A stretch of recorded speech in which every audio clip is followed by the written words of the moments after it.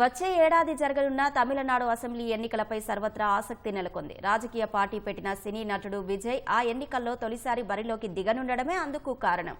ఈ ఎన్నికల్లో ప్రధాన పోటీ అధికార డీఎంకే, విజయ్ పార్టీ టీవీకే మధ్యే ఉంటుందని రాజకీయ విశ్లేషకులు భావిస్తున్నారు. రాజకీయ ప్రత్యర్థులకు అంతు చిక్కకుండా విజయ్ ఎత్తుగడులు వేస్తున్నారు. ఇటీవల తమిళనాడు సీఎం ఎవరంటూ నిర్వహించిన సర్వేలో కూడా స్టాలిన్ తర్వాత విజయ్ రెండో స్థానంలో నిలవడం గమనార్హం.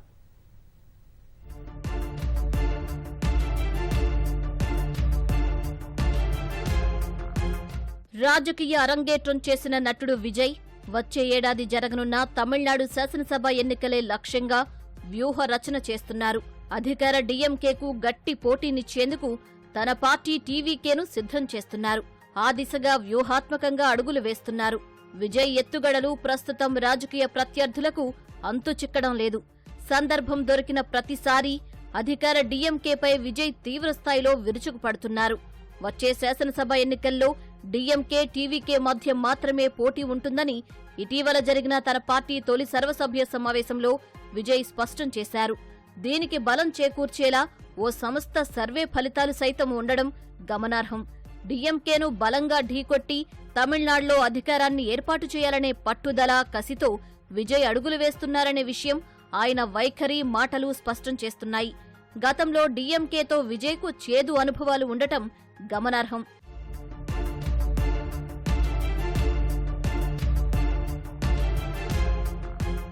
గత అసెంబ్లీ ఎన్నికల్లో డీఎంకే గెలుపునకు ప్రధాన కారణం స్టాలిన్ పరపతి కాదని, అన్నాడీఎంకే ప్రధాన కార్యదర్శి ఎడప్పాడి పళనిసామి బలహీనత అనే అభిప్రాయాలు వినిపిస్తున్నాయి.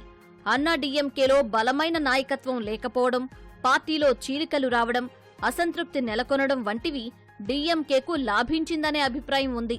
2016 శాసనసభ ఎన్నికల్లో 40.88% ఉన్న అన్నాడీఎంకే ఓటు బ్యాంకు 2024 లోక్సభ ఎన్నికల నాటికి 20.46% తగ్గింది. 8 ఏళ్లలో సుమారు 20% ఓటు బ్యాంకు గల్లంతైన నేపథ్యంలో అదంతా డీఎంకేకు లాభించిందని రాజకీయ విశ్లేషకులు చెబుతున్నారు.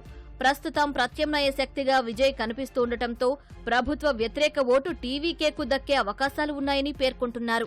2011 శాసనసభ ఎన్నికల్లో జయలలితకు విజయ్ మద్దతు పలకడం, తలైవా చిత్రం విడుదలకు జయలలిత సర్కారు నుంచి ఇబ్బందులు ఎదురైనా ఆ తర్వాతి ఎన్నికల్లో అన్నాడీఎంకేకు వ్యతిరేకంగా విజయ్ పనిచేయకపోవడం, తన చిత్రాల్లో ఎంజీఆర్ను తలపించే సన్నివేశాలు, సంభాషణలు ఉంచడం, అన్నిటికన్నా ముఖ్యంగా ప్రస్తుతం డీఎంకేను, బీజేపీని బలంగా వ్యతిరేకిస్తూ ఉండటం వంటి కారణాలను చూపిస్తున్నారు.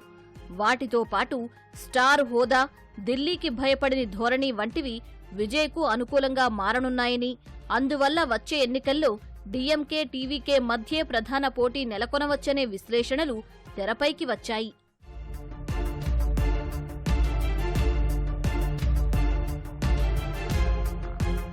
వచ్చే ఎన్నికల్లో కూటమి ప్రభుత్వానికి సిద్ధమంటూ పార్టీ రాష్ట్ర తొలి మహానాడులో విజయ్ సంకేతాలు పంపారు. ప్రభుత్వాన్ని ఏర్పాటు చేస్తే కూటమి పార్టీలకు అధికారంలో భాగస్వామ్యం అందిస్తానని తెలిపారు.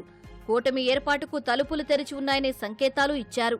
అయితే శాసనసభ ఎన్నికల్లో విజయ్ ఒంటరిగానే పోటీ చేసి గెలుస్తారంటూ ఎన్నికల వ్యూహకర్త ప్రశాంత్ కిషోర్ వెల్లడించడం రాజకీయ పార్టీలను గందరగోళానికి గురిచేసింది. కూటమి ఏర్పాటు చేయడానికి టీవీకేకు అనుకూలమైన ప్రధాన పార్టీలు ప్రస్తుతం కనిపించడం లేదు. ఇటీవల విజయ్ను ఎడప్పాడి పళనిసామి కుమారుడు మిథున్ కలిసి టీవీకే, అన్నాడీఎంకే కూటమి గురించి మాట్లాడారని, దీనిపై జనవరి తర్వాతే స్పష్టత ఇస్తానని విజయ్ వెల్లడించారని సమాచారం.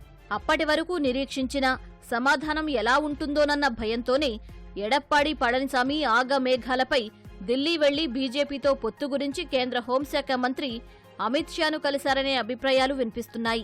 కేంద్రంలోని బీజేపీ ప్రభుత్వంపై విజయ్ విమర్శనాస్త్రాలు ఎక్కుపెట్టడంతో వచ్చే ఎన్నికల్లో ఆ పార్టీతోనూ పొత్తు ఉండదనే విషయం అర్థమవుతోంది. తన రాజకీయ సిద్ధాంత నాయకుల్లో ఒకరిగా వెల్లడించిన తందై పెరియార్ను ఎన్టీకే చీఫ్ కన్వీనర్ సిమాన్ తీవ్రస్థాయిలో దూషిస్తూ ఉండటంతో ఆయనతోనూ పొత్తు ఉండదని తెలుస్తోంది.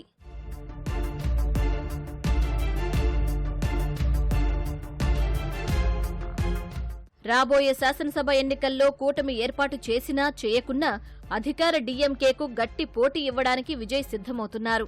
దానికోసం పార్టీను తమిళనాడు వ్యాప్తంగా బలోపేతం చేసేందుకు కసరత్తులు చేపట్టారు.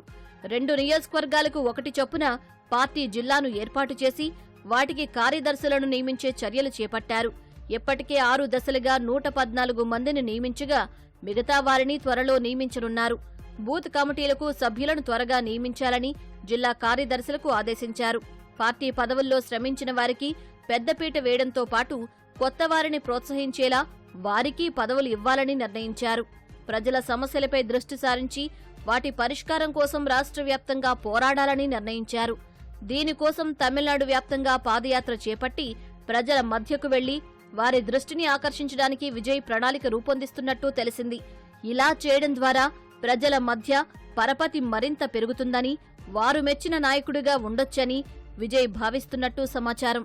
దీనికోసం తాను నటిస్తున్న జననాయగన్ చిత్రీకరణ పనులను శరవేగంగా పూర్తి చేసుకుని జూన్ నుంచి పార్టీ పనుల్లో పూర్తిగా నిమగ్నం కావాలని విజయ్ భావిస్తున్నారు. తమిళనాడు సీఎంగా ఎవరు ఉండాలని మీరు కోరుకుంటున్నారు అని ఇటీవల నిర్వహించిన ఓ సర్వేలో 27% ఓట్లలో స్టాలిన్ అగ్రస్థానంలో ఉండగా 18% ఓట్లతో విజయ్ రెండో స్థానంలో నిలవడం గమనార్హం. అన్నాడీఎంకే ప్రధాన కార్యదర్శి పళనిస్వామికి 10%, బీజేపీ తమిళనాడు చీఫ్ అన్నామలైకు 9% ఓట్లు వచ్చాయి.